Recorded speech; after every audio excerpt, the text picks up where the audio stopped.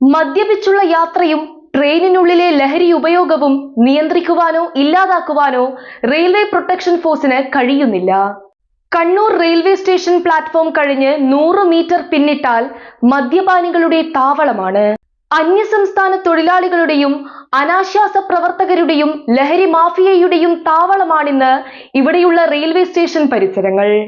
Railway station പരിസരം കേന്ദ്രീകരിച്ച് സ്ത്രീകളെയും കുട്ടികളെയും ആക്രമിക്കുകയും പീഡിപ്പിക്കുകയും ചെയ്യുന്ന നിരവധി വാർത്തകൾ എന്നും നമ്മൾ കേൾക്കാറുള്ളതാണ്.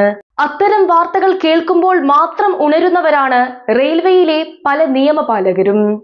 ട്രാക്കിന് സമീപമിരുന്ന് കൂട്ടമായി മദ്യപിക്കുന്നവർ യാത്രക്കാർക്കും നാട്ടുകാർക്കും ഒരുപോലെ ഭീഷണിയാണ്.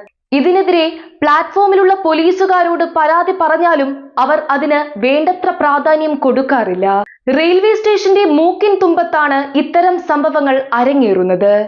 ഇവരെ നിരീക്ഷിക്കാനോ പിടികൂടുവാനോ നിയമപാലകർ വേണ്ടത്ര ജാഗ്രത കാണിക്കാത്തതുമൂലം ഈ പരിസരം അവരുടെ താവളമാക്കുവാൻ അവർക്ക് കഴിയുന്നു. മദ്യപിച്ച് യാത്ര ചെയ്യുന്നവരെ പോലെ മദ്യപിച്ച് ജോലിയെടുക്കുന്നവരും റെയിൽവേയിൽ ഉണ്ടോ എന്ന് പരിശോധിച്ച് പുറത്താക്കാൻ കഴിയണം ഇവിടെയുള്ള നിയമ സംവിധാനങ്ങൾക്ക്. മറ്റൊരു വാർത്താ വിഷയവുമായി മറ്റൊരു നാൾ വീണ്ടും വരാം.